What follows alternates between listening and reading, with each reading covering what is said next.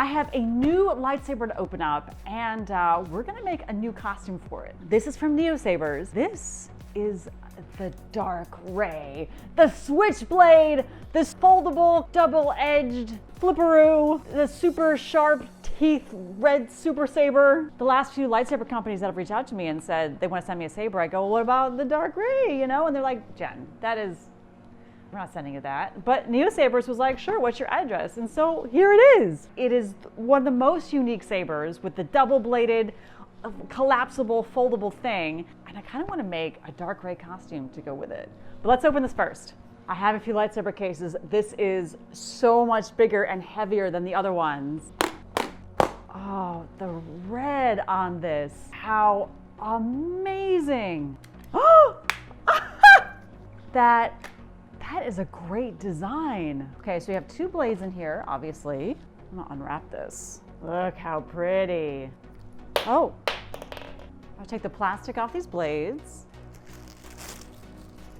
Look at that. And they go in here, and then you take two screws and you can put them right in there. So it just goes right there. This is why I'm doing a long form, because this whole saber would never fit in a short video. Oh, oh! I gotta move stuff. My space isn't big enough for this lightsaber. Oh! Oh. Okay, so there's two power buttons. So it's basically like two lightsabers, because there's two power buttons here and here.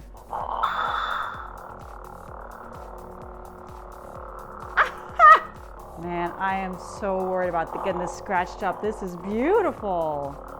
Oh, I gotta figure out how to change the colors. It's always an ordeal. Okay, we're back. One really important feature is the two sabers actually just screw apart right at the hinge, which is super handy because to change the colors and the sounds, you kind of need to press the button and twist and whatever. And with two sabers going at once, it was a lot. Like you're twisting one to turn off and the other one's turning on. You take them apart, you do them each separately. This one we got to red, which is what we want. Very pretty. Oh no. Oh, I don't want a green. There we go. Color selected. Nice and red. Perfect. Okay, got them both going separately. I've one on volume low and I have one on mute, and that's about the right amount of volume for me. I think two sabers on volume low is a little too much saber screaming. Don't turn off, because you twist the saber to turn it off. And I'm twisting these to put them together. No. Oh, that's, no, it's so frustrating. Oh, we got it. Okay, here we go. I thought doing a long form to get this whole thing in the blade, I still can't get it all in. Look at this. Look how freaking cool. I don't know if I feel confident enough to do the with her wrist the way she does. I don't want to break it. I'm pretty gentle with my lightsabers, so I just whack it into the stove. It'd be a lot to walk around at a convention too, this giant lightsaber. Okay, so obviously with the lightsaber this cool, we gotta make a costume to go with it. And we're gonna make Dark Rey.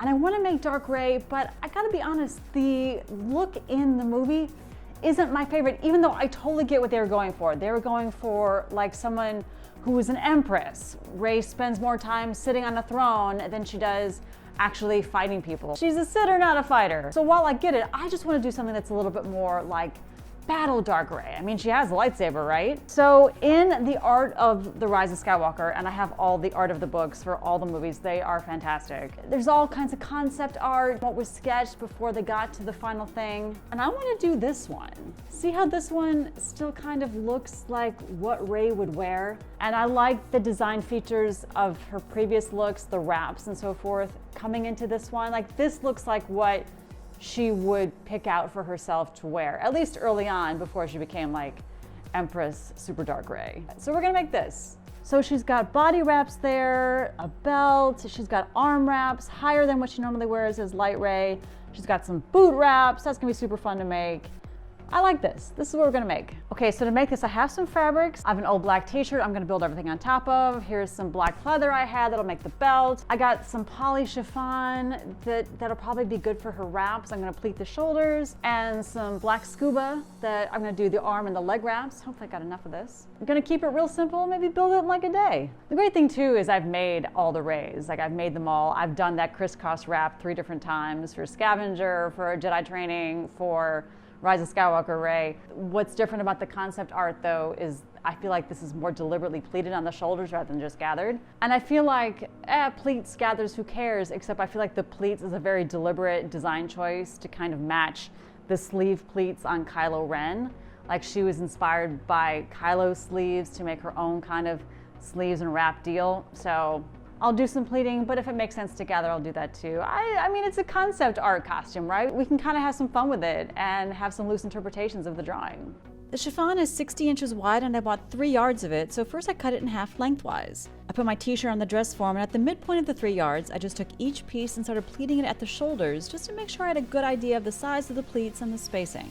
Then I took the chiffon off the dress form and pleated it and pinned it on my table, then pressed the pleats in place. Because it's a delicate fabric, I used a low temperature and placed a piece of muslin in between the iron and my fabric to protect it. Then I pinned the wraps of the t-shirt crossing in front, and I stitched it in place. I'm also going to cut this neck down just a little bit. You see this neck thing? Hey, we're just gonna cut this just a little bit. And I'll hem that once everything's sewn together. So I'm gonna sew right along the shoulder line. Nice and slow. Nice. I also cut the arms off the t-shirt and tried it on one last time to make sure everything was laying right before I stitched the wraps in place at the waist. I can feel I have a really serious face when I'm sewing. Like I try to be cool and my face is all, to concentrate. Okay, arm wraps, leg wraps, let's do it. So in this sketch, they're kind of emulating like Kylo's sleeve pleats is what I think the inspiration was. I want to do pleats because that's going to take up way too much fabric and way too bulky, and I just don't think it's necessary. So what I'm going to do is just layer strips of fabric. Because this fabric, it doesn't really ravel, I can cut the edges really precise. If I just do a lot of tiers, it'll give that kind of pleat effect without all that bulk and all the wasted fabric, you know what I mean? So first thing I did was measure my bicep and my calf, and I cut sets of 2.5-inch wide strips of the black scuba. I layered them on top of each other, pinning them to make sure they looked the way I wanted. Use a zigzag so it'll still stretch on my arm. And then I sewed each tier to the tier beneath it, layering as I went so the stitch lines were covered up by the tier on top of it. Once I had the whole set stitched together, I pinned it on my arm, marked the fit, and then sewed the ends together to get a stretchy arm wrap that I can just pull on. Okay, so now we're gonna make the legs, and it's gonna be the same process, just we're gonna make the strips longer, wider, longer and wider, both. So the arm wraps were about like 3/4 of an inch spaced. These I want to be like, probably like a good 2 inches apart. So it'll be fewer strips to sew, and they're also not quite as long. So giddy up, let's go. Also, I already did one of each to make sure I had everything tested and good, and the leg one I made way too small. So this is gonna be the second leg, and I'm just gonna put a strip down the back and call it good enough because it's in the back. What happens in the back of my costume is just none of my business, so I'm not gonna worry about it. So those were 10 inches around. These are gonna be 14. And then longer, we're gonna make them 3.5. You need 8 of these. And from there, it was the same process, just spacing the wider strips out more, sewing them together, then pinning them on my leg and sewing together the ends. Was not meant for horizontal video. Cool, huh? You can't see it all in this lighting, but they look cool. Okay, final step is the belt. Well, there's more to this costume. Here's a sketch again, I'll just put it right here. So she has the belt, but there's also these like vertical things, like suspend. I'm not gonna do that. That's just a lot going on. And then there's this strip that goes like right down the center in between your legs. Here's the thing, anything that goes in between your legs is gonna look maybe okay when you're standing still and at no other time. So I'm gonna get rid of that. I'm just gonna do a simple like a 4 or 5 ridge belt, and I think that's gonna be it.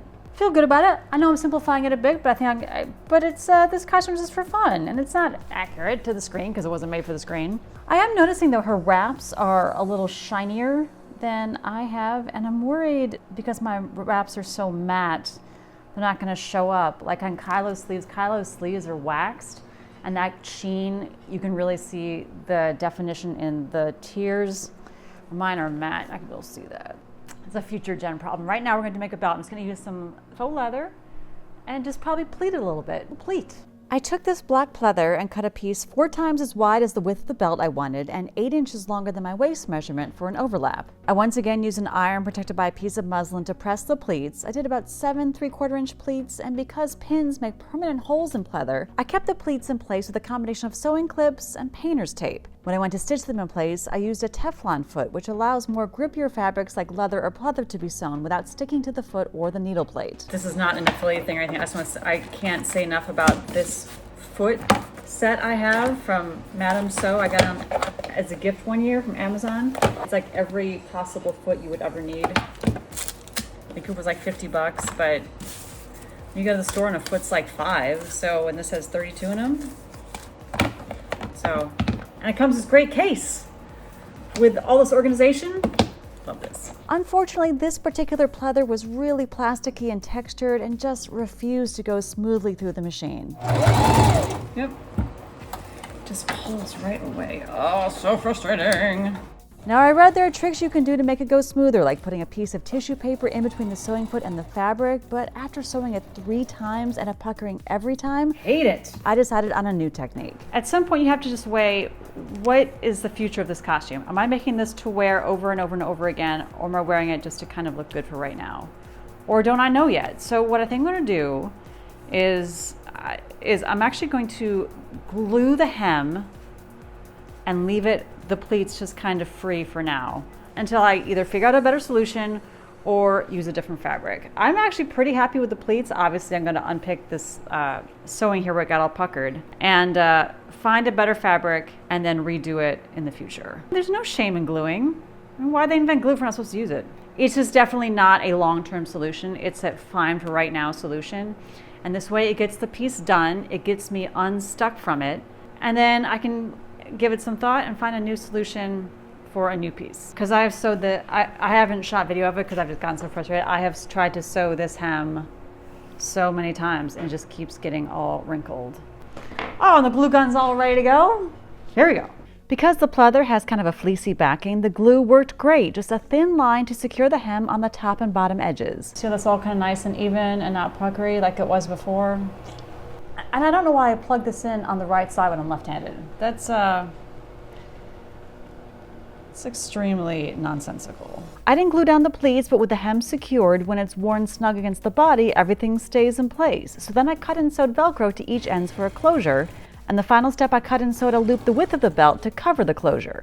Okay, we got it all on. Oh, it's not better. I'm shooting this way because my mic cord isn't long enough for the whole fit to fit, I don't think. I like it. It feels like Rey, but with like a little dark side action. I wish I had picked shinier wraps. I think a lot of the texture gets lost.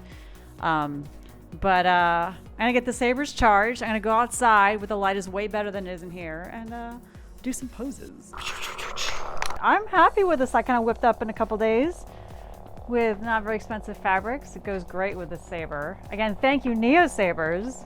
I like this better than the Empress Rey. I like having some pants. I'm like, she's gonna be fighting. She's not sitting on a throne. Cool, huh? I'm not doing the teeth.